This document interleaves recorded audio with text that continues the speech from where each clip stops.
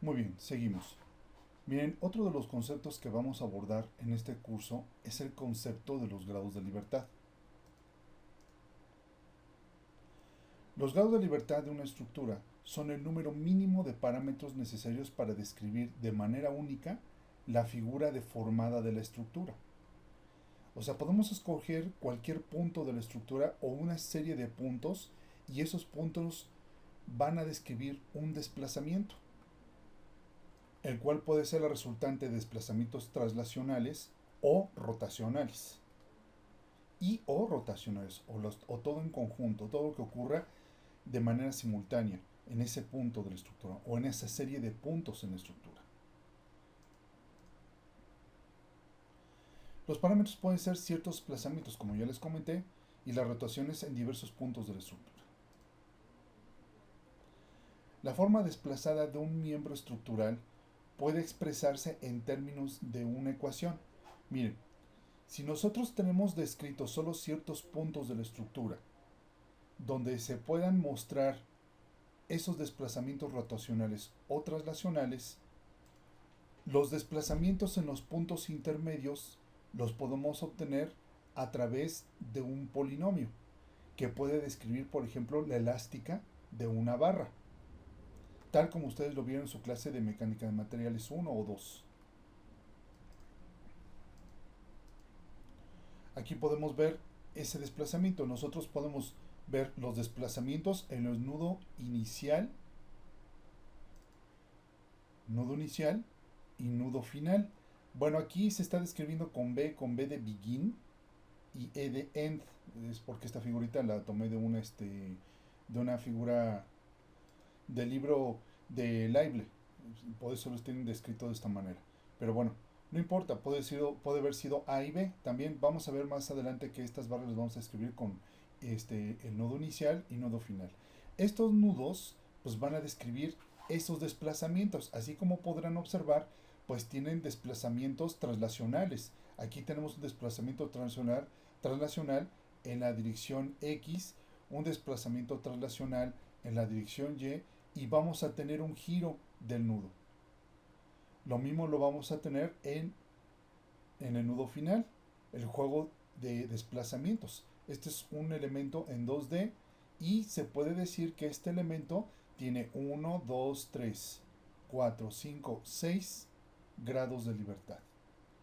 Sin embargo, pues las barras suelen ser largas y a veces requerimos observar cuál es la flecha en algún otro punto de la barra.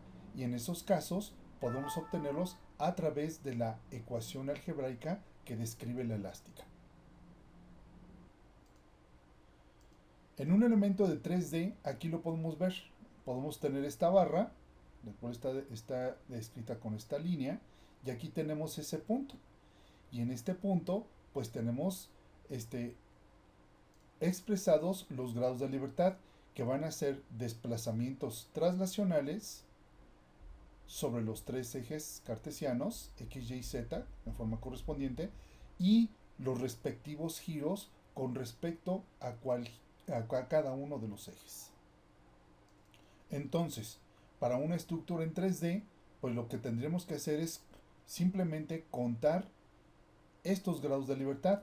Cada nudo tiene 6 grados de libertad, 3 grados de libertad traslacionales y 3 grados de libertad rotacionales. Eso sucede en una estructura en tercera dimensión.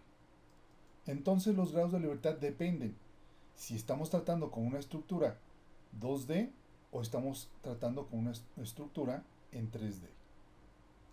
Y con eso nos estamos refiriendo como los grados de libertad, como los desplazamientos que pueden ocurrir en ciertos puntos, en los nudos, y generalmente se obtienen en los nudos de unión. No necesariamente en los nudos de unión.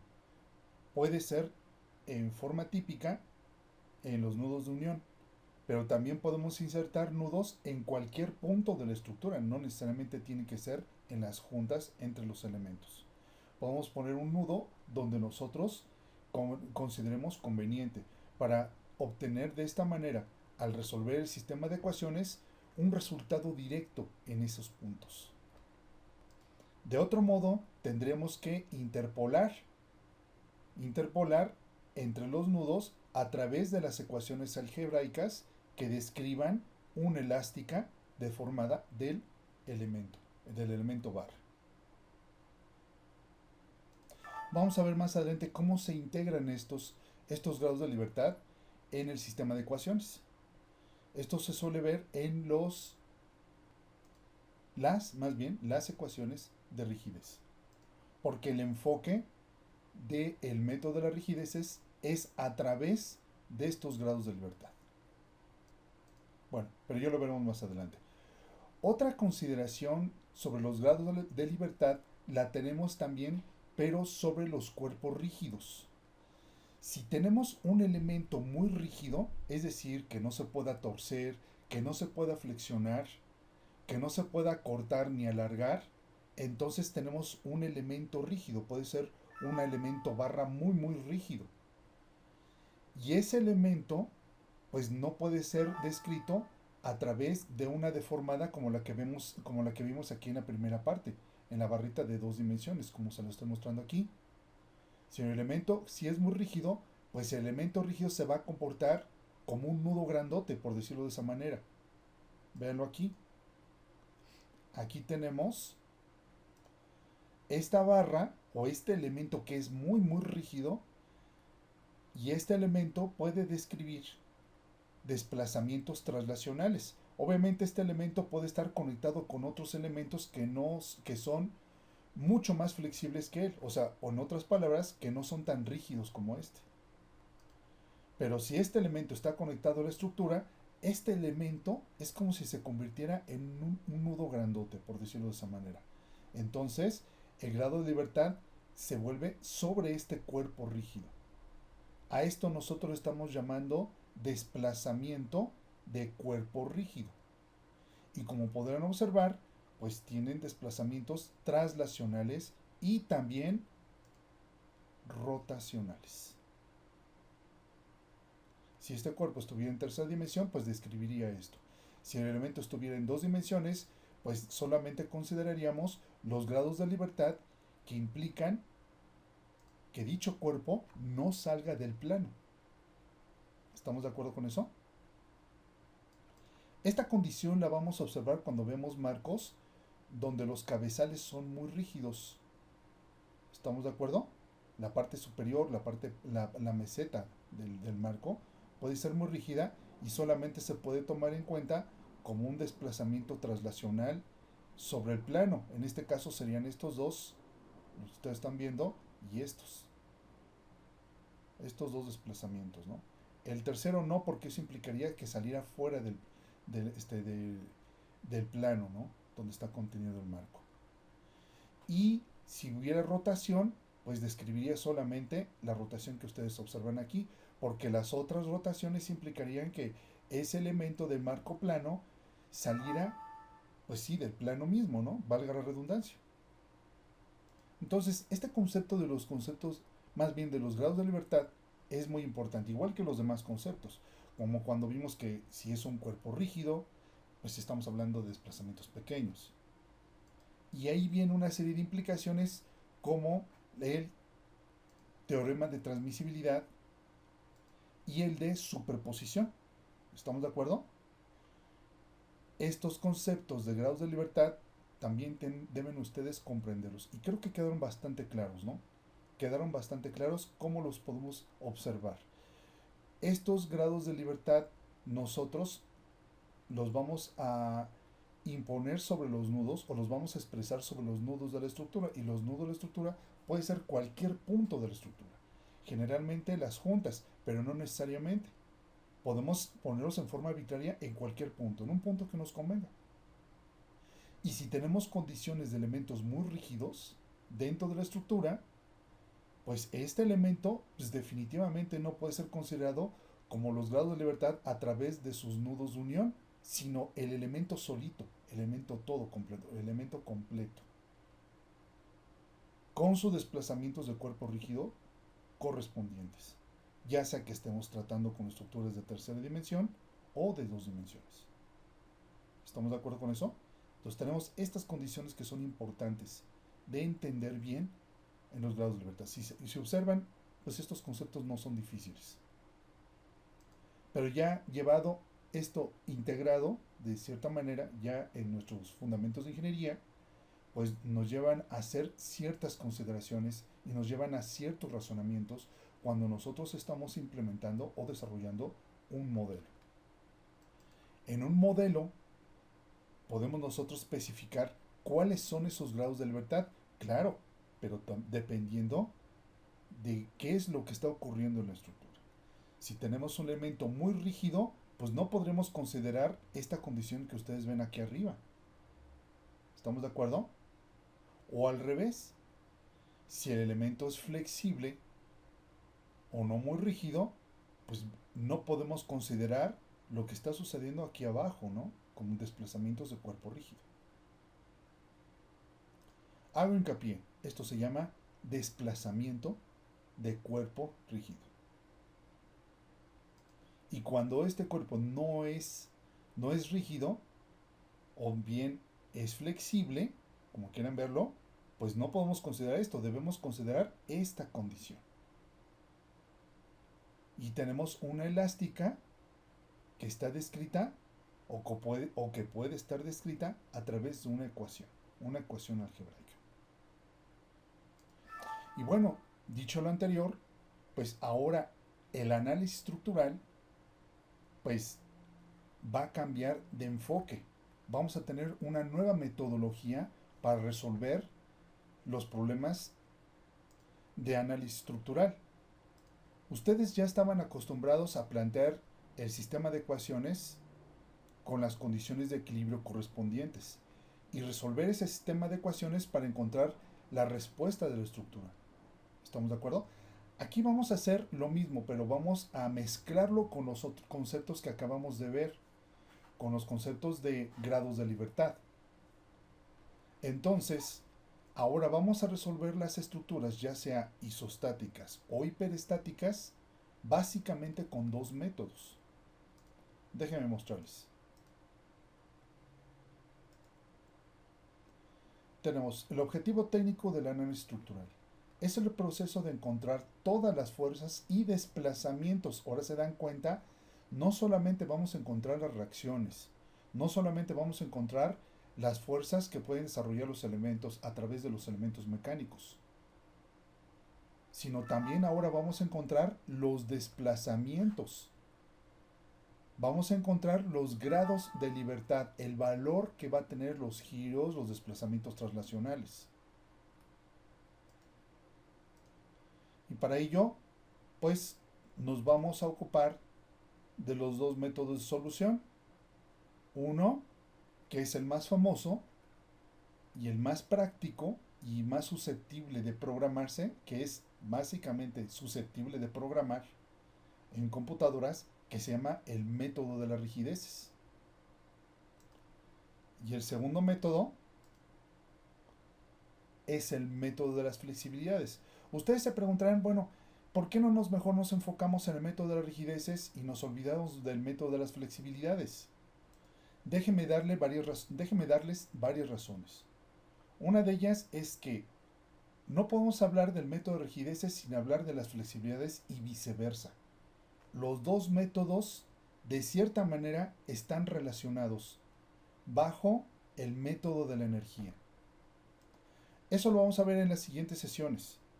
Vamos a ver que cuando la estructura está sometida a las cargas y la estructura responde con deformaciones, todas las estructuras se van a deformar. Ya habíamos comentado que no existe el cuerpo rígido perfecto. Van a tener desplazamientos pequeños, claro está, tal como nosotros lo establecimos. Pero esos desplazamientos multiplicados por las fuerzas que van en la misma dirección nos van a dar un trabajo.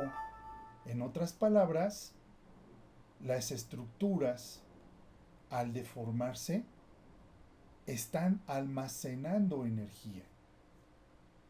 Porque la carga, al estar aplicada y hacer que el nudo donde está aplicada esa carga se desplace en la misma dirección, va a formar un trabajo. Eso lo vamos a ver un poquito más adelante. Pero bueno, Entonces es muy importante comprender el método de las flexibilidades porque esto nos va a ayudar a entender cómo las estructuras almacenan energía. Por eso en este curso es importante revisar estos métodos. Y como verán, pues nada más va a ser tema del primer parcial, métodos de las flexibilidades. El resto del curso va a ser el método de la rigidez, para que ustedes vean que sí se da pues la mayor importancia al método de la rigidez. Y aquí, como les voy a mostrar, ambos métodos tienen exactamente los mismos principios: equilibrio, compatibilidad, relaciones entre fuerza y desplazamiento. Ahorita vamos a hablar un poquito más de ellos. El mismo método de flexibilidades tiene equilibrio, involucra el equilibrio, involucra la compatibilidad de deformaciones, eso se refiere a la compatibilidad, y toma en cuenta las relaciones entre fuerza y desplazamiento. Miren, aquí el equilibrio, pues ustedes ya lo conocen: suma de momento, suma de fuerza y fuerza. La compatibilidad, como ustedes podrán observar aquí, es que, por ejemplo, en esta estructura sencillita, tal como lo ven, nosotros estamos aplicando una carga P y estamos haciendo que se desplace el nudo B al nudo B', ¿no? Se está deformando la estructura. Pero no ocurre nada más eso solito, sino que para que ocurra este desplazamiento, pues los elementos que conforman la estructura se tienen que deformar. En este caso, que es muy sencillo, pues lo único que tienen que hacer los elementos es alargarse y acortarse. Pero ¿cuánto se deben acortar o cuánto se deben alargar? ¿Cuánto se deben deformar? Pues deben deformarse la cantidad justa para que ocurra exactamente este desplazamiento. A eso nosotros le estamos llamando compatibilidad de deformaciones. O sea, los desplazamientos de los nudos, los desplazamientos o bien los grados de libertad que ocurren en una estructura deben ser compatibles con las deformaciones de los elementos. Si un nudo gira, si el nudo de un elemento barra gira, eso implica que el elemento barra se tiene que flexionar, o sea, en otras palabras, se tiene que curvear. De otra manera, no habría un giro en el nudo de la barra. ¿Estamos de acuerdo con eso?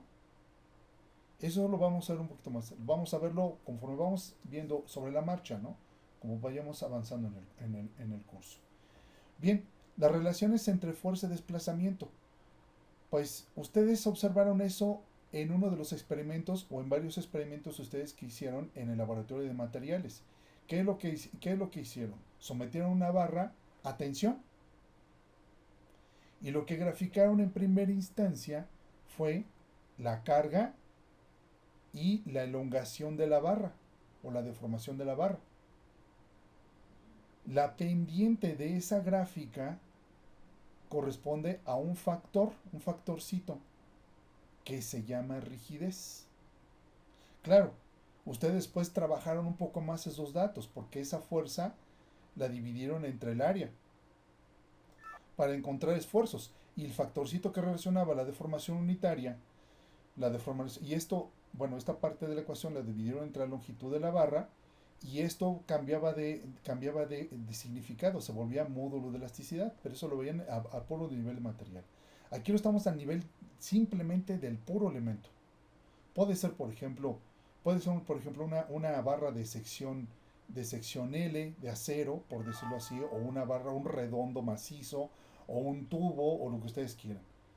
Ustedes pueden someterlo a una carga de tensión, ustedes pueden medir cuál es la elongación, y con esto ustedes pueden obtener un factor que es la pendiente de esta curva, bueno, de esa recta, en este caso esa recta, y eso nosotros les vamos a llamar la rigidez de la barra.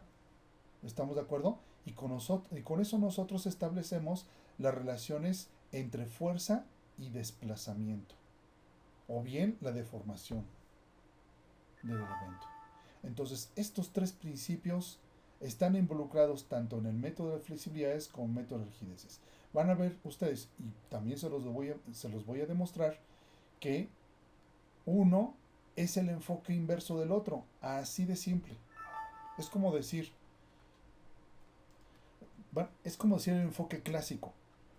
Un método ve el vaso medio lleno y el otro método lo ve como el vaso medio vacío. Son enfoques inversos. A eso nos estamos refiriendo. Pues bien, con esto pues les estoy planteando el panorama de lo que es el curso, ¿no? De lo que es el análisis estructural.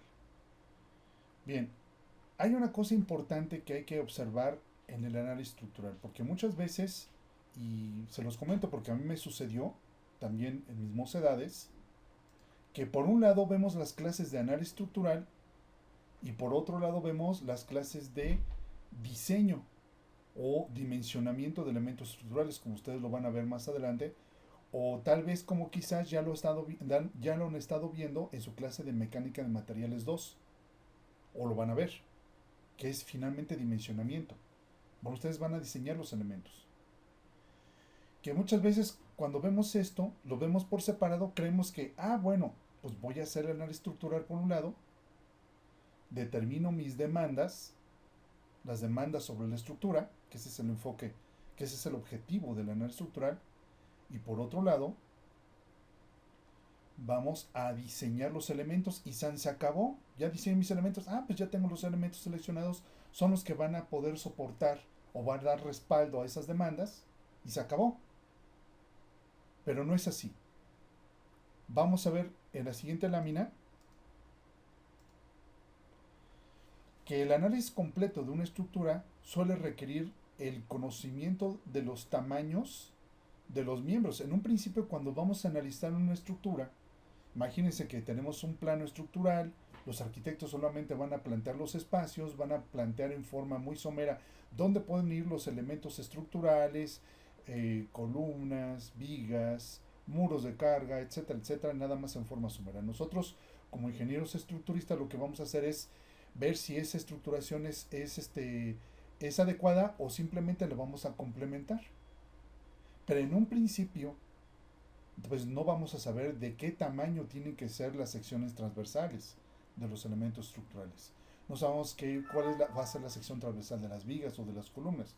Entonces, ¿qué hacemos? Pues en un principio, pues proponemos en forma más o menos observando la experiencia y la intuición y también simplemente observando algunas estructuras que nosotros hayamos visitado, pues bueno, me gusta más o menos que la viga tenga estas dimensiones y las columnas que sean de, por ejemplo, de 40 por 40 centímetros, se acabó. Eso es lo que voy a proponer como un proyecto preliminar y voy a empezar a realizar el análisis. Entonces, en un principio tenemos que proponer esas secciones transversales de los elementos estructurales. Aquí está yo lo que les comentaba, ¿no? Es un diseño preliminar, le llaman diseño preliminar, nosotros a veces le llamamos chilimetría, para el inicio de la estructura. Y bueno, con esto, pues desarrollamos nuestro modelo y comenzamos nuestro análisis. Tenemos el diseño preliminar. Ajá. Realizamos el análisis estructural inicial. Con esto determinamos las demandas sobre la estructura.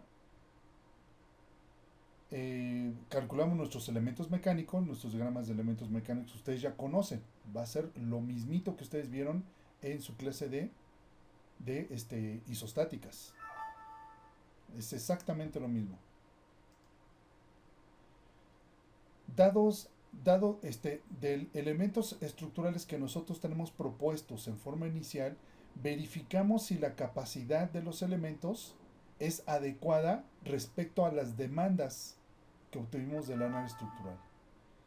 Si no son capaces, entonces tenemos que, ahora sí, con la metodología que nos enseñaron en Mecánica en Materiales 2 y la que ustedes van a ver en su clase, por ejemplo, de dimensionamiento, que está, bueno, en este caso estamos tratando de enfocarla a diseño en acero, está más enfocada al diseño de acero, bueno, depende también del profesor, pero regularmente es diseño en acero. No hay ninguna otra materia por el momento aquí en la universidad dentro de la currícula que abarque el tema de acero. Entonces lo que se está haciendo es que se abarca en la clase de dimensionamiento de elementos estructurales. Entonces tomen con un profesor que haga esa clase. Si no, pues no van a tener oportunidad de volver a ver nunca más acero, solamente en una optativa que da por hecho que ustedes ya saben, ya saben algo de acero de manera previa. Entonces finalmente estamos en un círculo vicioso en eso. Bueno, en fin. Entonces, como les comentaba, verificamos si la capacidad de los elementos es adecuada ante las demandas obtenidas con el análisis estructural. Si es no, pues lo que hacemos es proponer las secciones con la metodología que nosotros nos enseñaron en Mecánica de Materiales 2 y en Dimensionamiento de Elementos Estructurales. Proponemos las secciones, pero al proponer esas secciones vamos a cambiar las propiedades de la estructura. Eso lo vamos a ver más adelante. Como verán, con el método de las flexibilidades y el método de las rigideces, estamos planteando un sistema de ecuaciones el cual sus coeficientes dependen, por ahí lo vimos en una de las láminas, de la geometría de la estructura, del módulo de elasticidad, o sea, del material que está hecho en la estructura, y más bien, los elementos, las secciones transversales de los elementos estructurales, momentos de inercia, áreas transversales, eh, cortantes efectivos, etc. Y la geometría de la estructura. Ahí lo que vamos a hacer es que al proponer elementos que sean más robustos, si en este caso quedaron escasos, se tienen que meter elementos más robustos,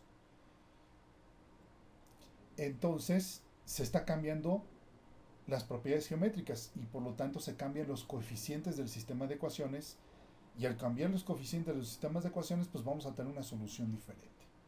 Entonces eso implica que hagamos un nuevo análisis estructural. Y al tener un nuevo análisis estructural tenemos una distribución diferente de los elementos mecánicos. Tenemos una distribución diferente de las demandas sobre los elementos estructurales. Volvemos a verificar si esos elementos estructurales ya son adecuados. Si es no, pues se repite el ciclo. ¿Estamos de acuerdo? Esto es lo que muchas veces no nos enseñan en las clases de diseño y análisis estructural, que es un ciclo iterativo. ¿Cuántos ciclos? Pues depende de la experiencia, depende de qué tan bien hicieron su modelo estructural. Pues si está bien hecho el modelo estructural, pues van a ser entre unas 3 y 5 iteraciones. ¿Se acabó? Cuando ustedes llegan a que el cálculo de las demandas está cubierta por la capacidad de los elementos, entonces ya tenemos el diseño final.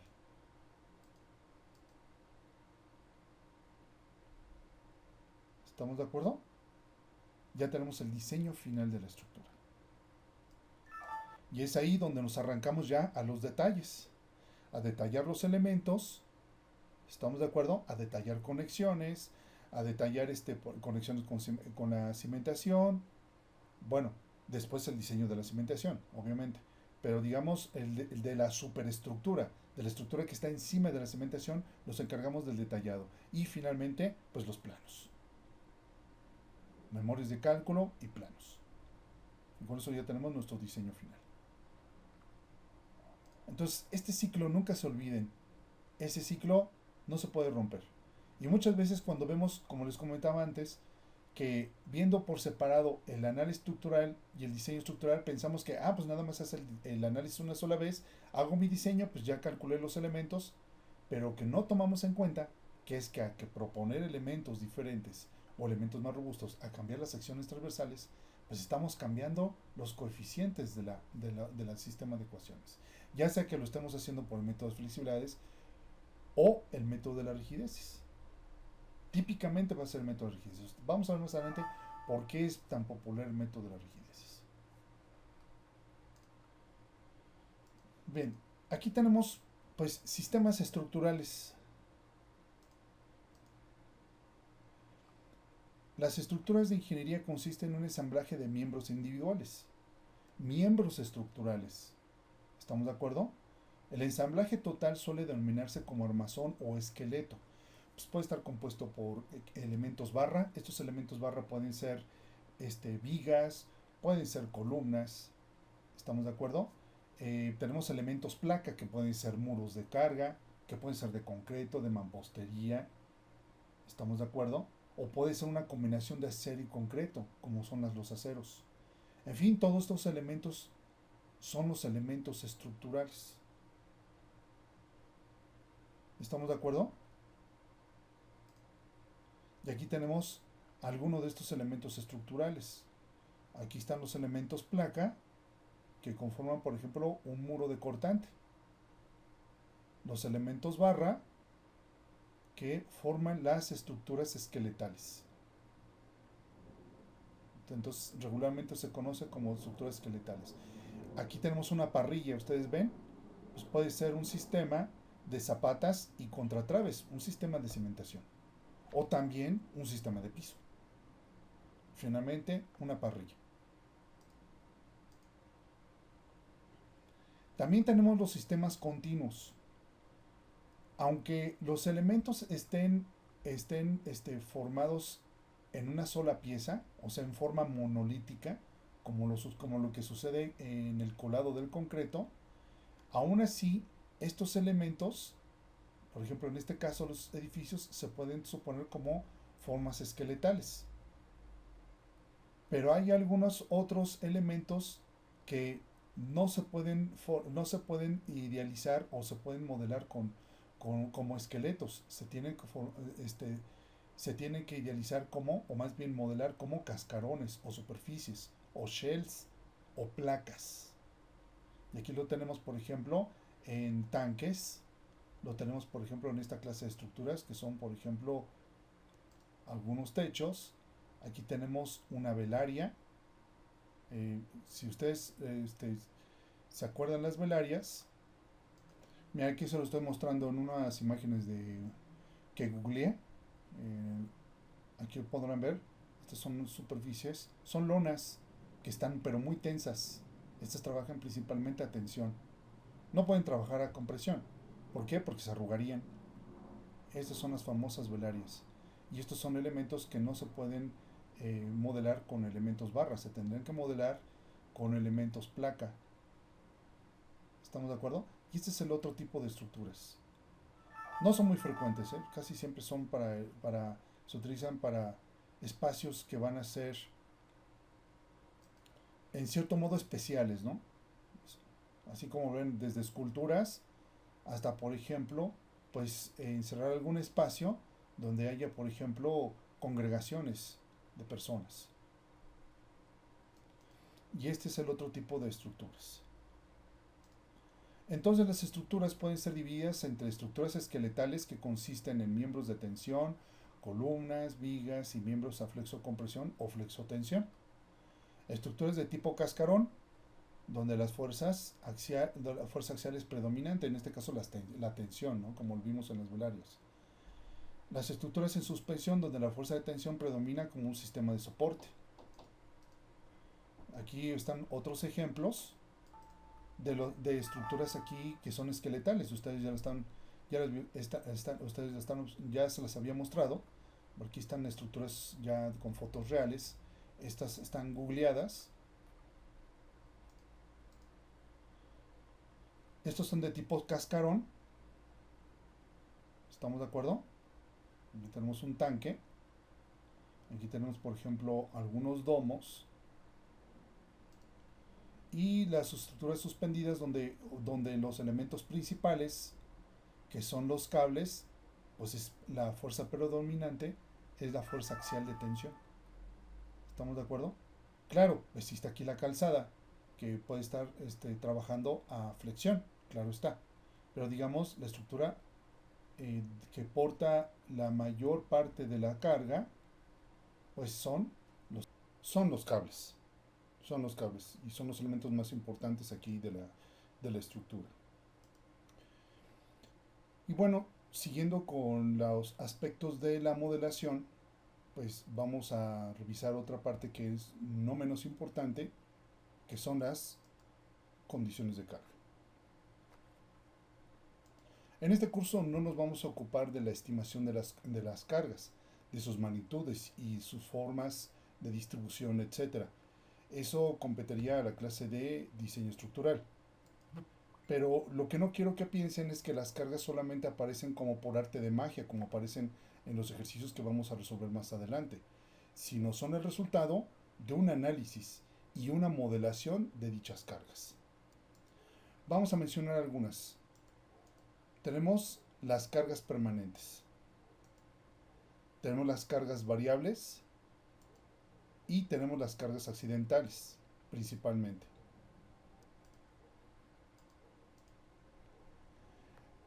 En estas cargas permanentes pues tenemos la carga muerta por peso propio, la carga muerta por sobrecarga ya sea de acabados, de elementos que no tienen participación estructural como es la cancelería, las instalaciones, etcétera.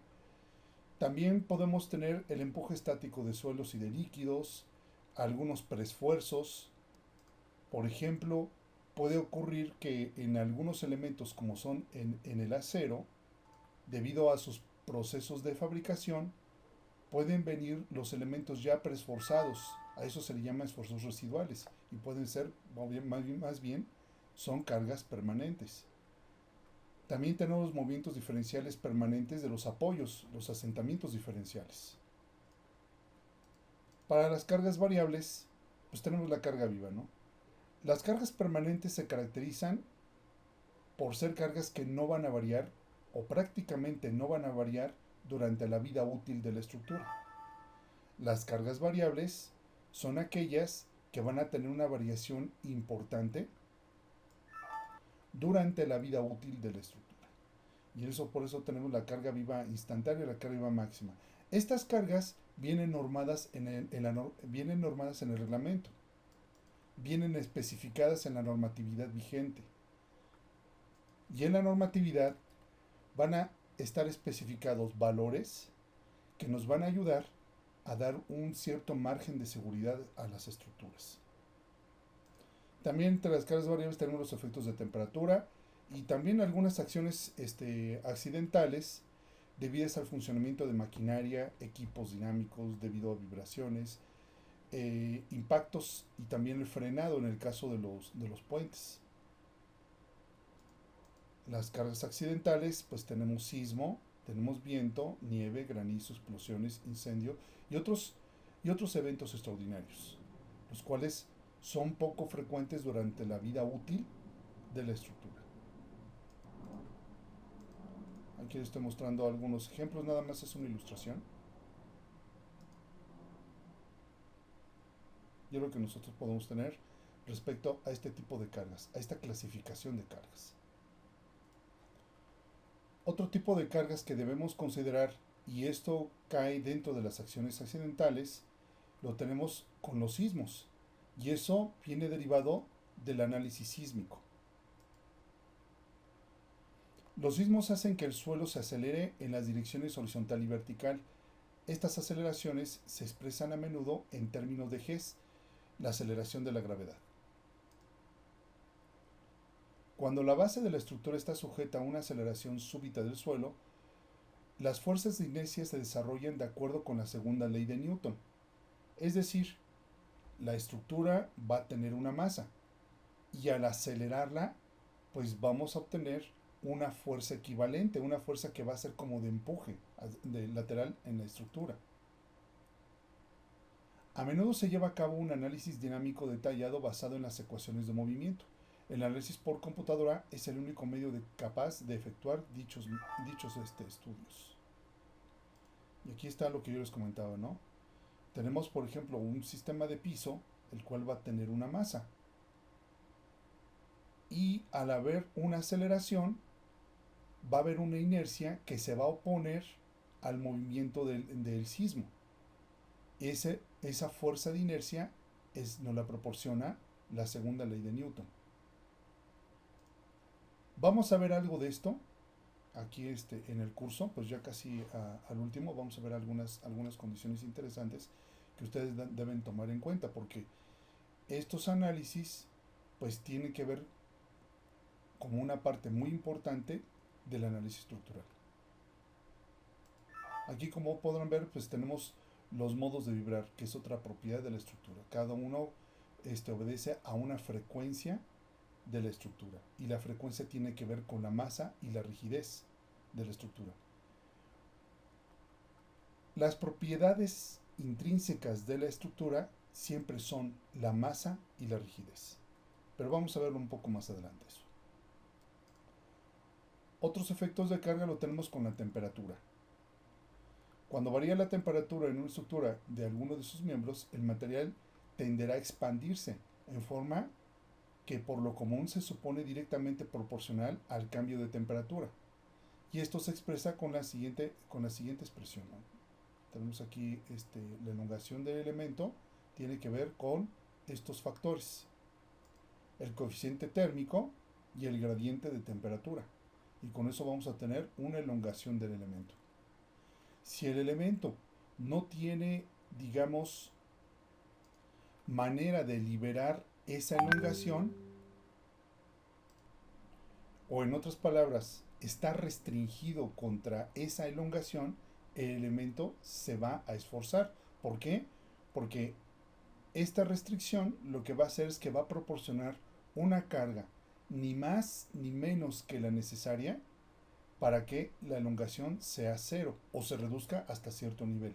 Entonces, estos elementos van a inducir cargas a la estructura. También tenemos los errores de fabricación y los desplazamientos impuestos. Puede ocurrir que la estructura tenga, por ejemplo, un asentamiento diferencial, y este asentamiento diferencial hace que se deforme la estructura.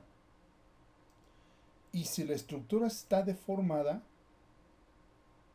puede ocurrir que los elementos se deformen, y para que estos elementos se deformen, tiene que haber cargas, tiene que inducirse cargas hacia la estructura. También este aspecto de las deformaciones impuestas, los desplazamientos impuestos, vamos a revisarlos con algunos ejercicios, tanto con el método de las flexibilidades como el método de las rigideces. Aquí lo pueden ver, miren. Y aquí están las cargas que se inducen hacia los elementos. Aquí nada más estamos teniendo los momentos flexionantes, pero también se inducen cortantes y fuerzas axiales, o sea, los elementos completos a la estructura. Y una vez habiendo determinado cuáles son las cargas que están involucradas en la estructura, nosotros sabemos que puede ser que ciertas cargas actúen en forma simultánea. Y además, la estimación que nosotros hicimos inicialmente sobre la magnitud de dichas cargas, pues es probable que la excedamos. Entonces, a pesar de que nosotros hemos determinado los tipos de cargas que pueden actuar en la estructura, sería arriesgado nada más aplicarlas así tal cual con los valores que nosotros determinamos. Entonces, para esto recurrimos a las combinaciones de carga. Y con esto entramos a la seguridad estructural.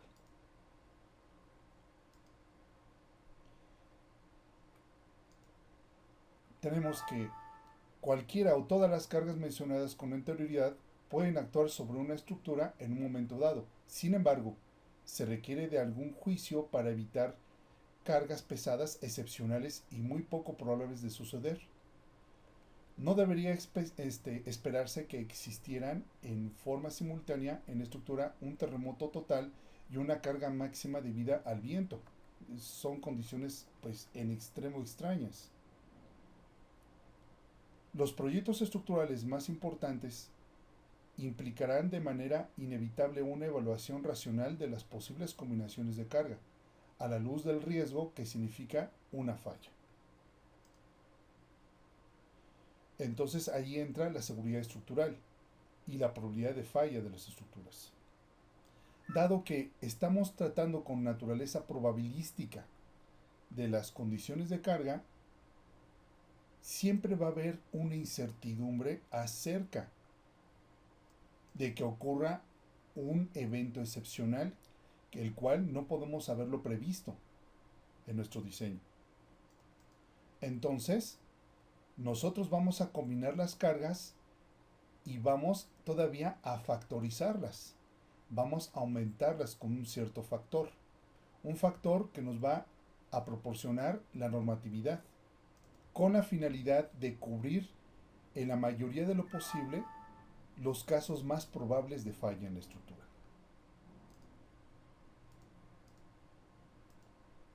Entonces, por ejemplo, las combinaciones de cargas se pueden representar de esta manera. Tenemos 1.4 de la carga viva máxima, 1.4 veces la carga muerta. Estos factores son los que yo les comentaba. Estos factores se obtienen a través de la normatividad y estos factores no son dados al azar, sino son el resultado de análisis probabilísticos. Otro tipo de cargas lo vamos a tener, por ejemplo, combinando también sismos. Tenemos, por ejemplo, una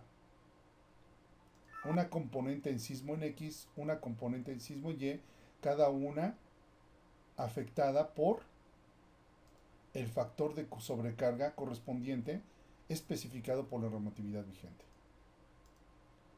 Tenemos aquí la carga viva instantánea y tenemos la carga muerta. La carga viva instantánea, como les había comentado antes, pues tenemos carga viva máxima, tenemos carga viva instantánea. La normatividad nos especifica que la carga viva está clasificada en tres. Una que es la carga viva instantánea, la carga viva media, que no aparece aquí, y la carga viva máxima. La carga viva instantánea es la que se usa en combinaciones de carga donde están involucrados acciones accidentales. Porque en un momento dado, cuando puede ocurrir un sismo, puede que el edificio no esté trabajando o bien la estructura no esté trabajando con su carga máxima plena de carga variable. Y la naturaleza probabilística tanto de las cargas como de la resistencia se puede representar mediante una campana de Gauss. Por un lado vamos a tener los efectos de las cargas y por otro lado la resistencia. Por un lado vamos a tener las demandas inducidas por la carga y por otro lado la capacidad de los elementos estructurales. Aquí estamos viendo estas dos gráficas por separado.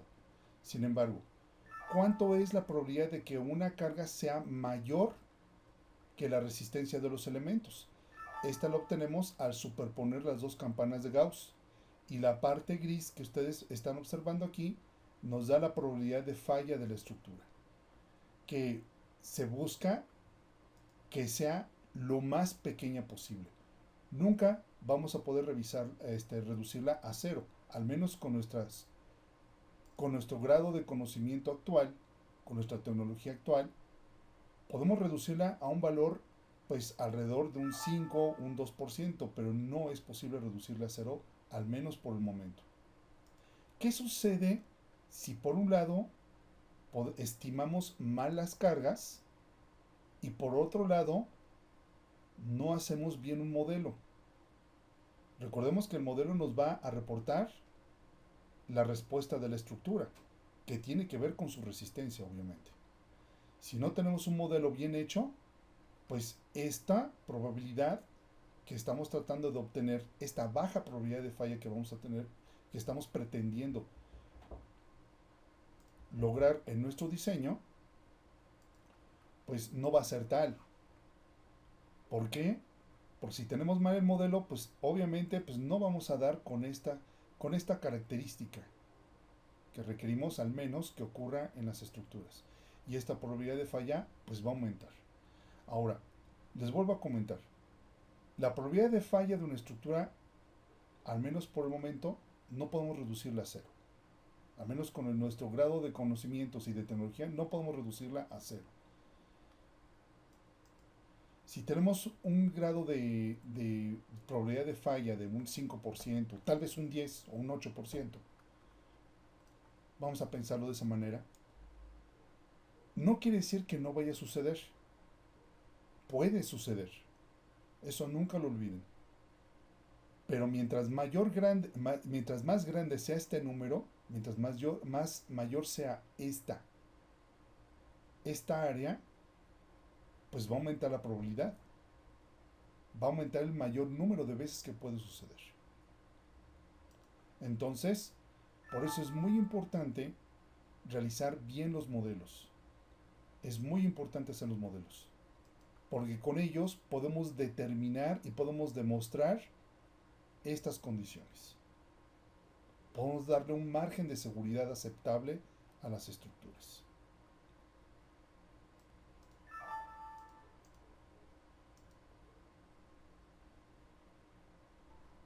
Y bien, pues con esto concluimos nuestra introducción al curso. Vamos a iniciar con el primer tema. Les agradezco mucho su atención.